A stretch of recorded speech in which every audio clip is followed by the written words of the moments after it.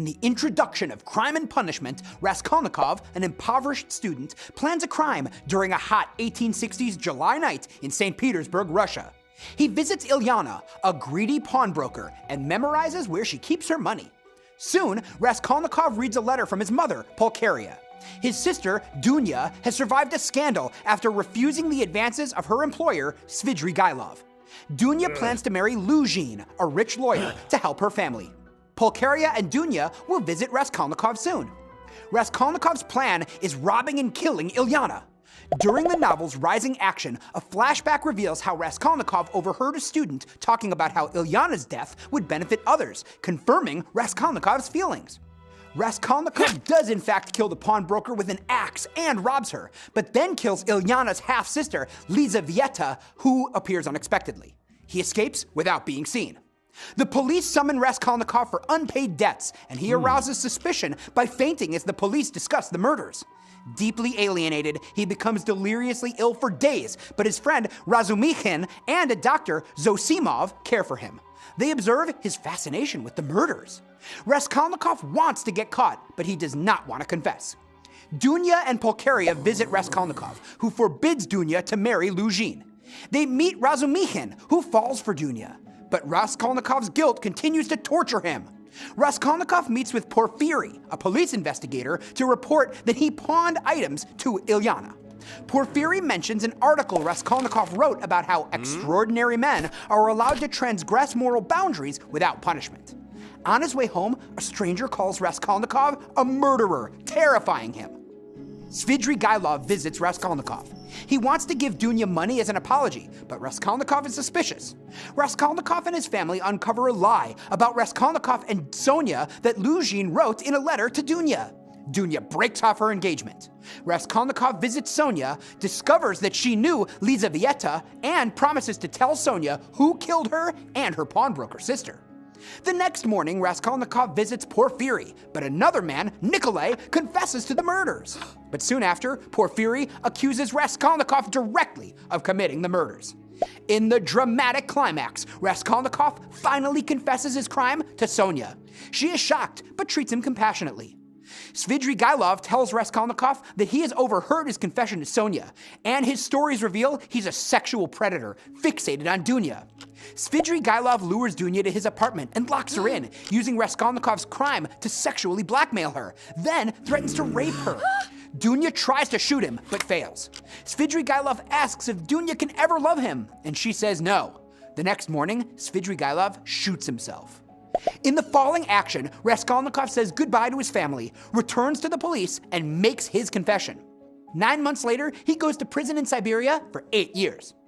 In the novel's resolution, Sonia follows him, visiting him regularly. After a serious illness, he realizes he loves Sonia and is reborn into a new life, looking positively toward the future. 7 Russians are the central characters that comprise the tangled web of morality and murder that is Dostoevsky's legendary novel, Crime and Punishment. Raskolnikov is a poverty-stricken 23-year-old former law student. Conflicted in almost every way, he's intelligent but egotistical and obsessive, and his thoughts and actions can swing suddenly between extremes, startling and confusing others. However, while deeply alienated from the world around him, he often helps others who are suffering or in distress. The murders he commits push him to the breaking point, and he is haunted by what he has done. His response to his crime makes him a lens for seeing which is grander, the need for power or the power of love. Sonia is 18 and forced into prostitution to support her alcoholic father, ill stepmother, and 3 young step-siblings. Although this forces her to live apart from her family and hurts her reputation, she endures without complaint. Sonia is shy on the outside, but she has great inner strength, a pure soul with boundless compassion for the suffering of others. Acting as the novel's moral compass, she represents suffering, faith, redemption, and the power of love. Ilyana Ivanovna is a cruel pawnbroker who gouges her customers any way she can, then selfishly hoards the profits. And Raskolnikov murders her. She abuses her gentle younger half-sister, Lizaveta, beating her and treating her like a slave.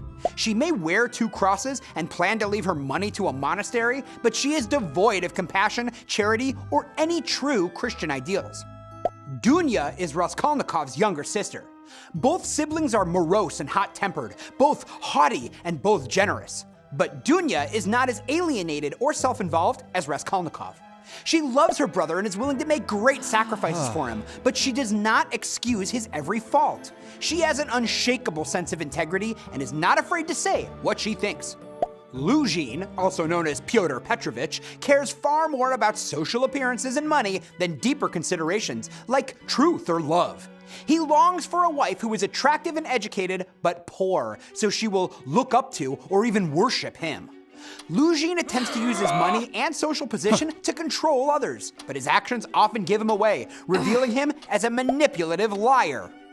Razumikhin is a former college friend of Raskolnikov. In contrast to Raskolnikov's pessimistic view of existence, Razumikhin looks at life hopefully and constructively. Even when Raskolnikov pushes him away, he remains a loyal friend, caring for him at his lowest moments. He also steps in to watch over Raskolnikov's mother and sister when Raskolnikov cannot. Often the novel's voice of reason, he sees Raskolnikov and the society they live in with remarkable clarity. Svidrigailov is a repugnant 50-year-old former gambler and sexual predator who has spent time in prison for debts, and he's driven by his appetite for women and fast living. His handsome face is a mask that hides his depravity. He has designs on Raskolnikov's sister, Dunya. He's perceptive and charming, but also highly manipulative. Svidrigailov is also surprisingly generous, but below the surface, his conscience tortures him. The garrote, the cross, the French leader Napoleon, and Lazarus are the main recurring symbols in Crime and Punishment. Raskolnikov's garrote represents his poverty, alienation, arrogance, and claustrophobic state of mind. The tiny fifth-floor room is messy and cramped. He cannot stand up straight in it or stride across it. It has little light or air. The room's location at the top of the house also represents the heights from which he views nearly everything and everyone around him, looking down on others in contempt. His self-imposed isolation in the room allows him to plot obsessively the murders he commits, as well as to guiltily reflect, tormented. The cross is a symbol of Christianity, Christ's death and salvation, and it represents both faith and suffering. Displaying the cross can be a sincere or hollow gesture. Ilyana the pawnbroker's faith is hollow. She wears 2 crosses but lacks any Christian compassion.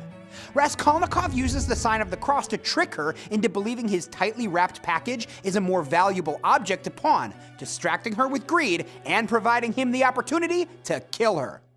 Nikolay, the house painter, trades his cross for a drink, symbolically rejecting his religion before he tries to commit suicide. Sonia gives Raskolnikov a cross before he confesses, symbolizing both the burden of their shared suffering and the redemption promised by surrendering to faith. By accepting Sonia's cross, Raskolnikov begins the process of acknowledging his burden of responsibility and accepting the suffering of his punishment. Napoleon rose to power in the wake of the French Revolution and conquered most of Europe, achieving the title of emperor in service of personal ambition. Although his military campaigns killed hundreds of thousands, he was regarded through most of the 19th century as a great leader. Raskolnikov uses him as a prime example of the extraordinary man who is so brilliant and daring he has the right to shed blood. Raskolnikov's crime is an attempt to be like this kind of man, but he conveniently forgets the crimes of which Napoleon was guilty and the exile in which he spent his final years. In the Bible's New Testament, Christ brings Lazarus back to life after he's been dead for days.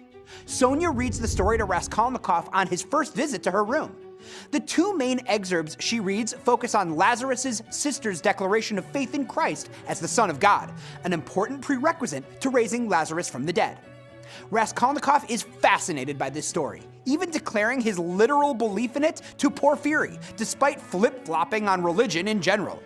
Ultimately, the story of Lazarus promises new life through faith. Alienation, crime, suffering, and morality.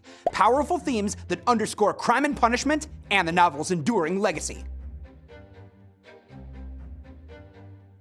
Alienation takes many forms, and several characters struggle with being isolated or cut off from themselves or from others. Raskolnikov alienates himself from those around him physically, mentally, and socially. As a student, and after leaving school, he's been cooped up in his tiny room where his isolation feeds his delusions and monomania. His alienation both contributes to and results from his crimes. After the murders, he finds he can no longer reach his loved ones across the chasm of his secret. Many other characters face alienation through poverty. Sonia is alienated from her family and from normal society after turning to prostitution to support her loved ones. Marmeladov and his wife, Katerina Ivanovna, are social outcasts. Dunya is threatened with alienation through Svidrigailov's overtures, a situation that Luzhin attempts to extort.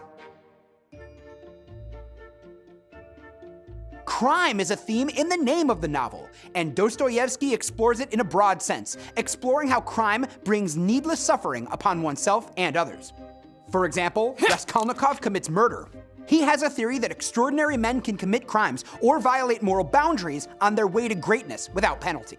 But once he puts his theory into action, he finds that it's flawed. His conscience tortures him and becomes his psychological crime and punishment. Many other characters speak to the complexities of this theme, including Svidrigailov with his heinous crimes and ultimate suicide, and Sonia's illegal prostitution but endless kindness and faith. Suffering is a double-edged sword for Dostoevsky. It can destroy or redeem depending on the circumstance, and springs from a number of sources: crime, illness and disease, poverty, cruelty, self-hatred, alienation, rejection, and failure. The way characters respond to their own suffering or the suffering of others often defines them.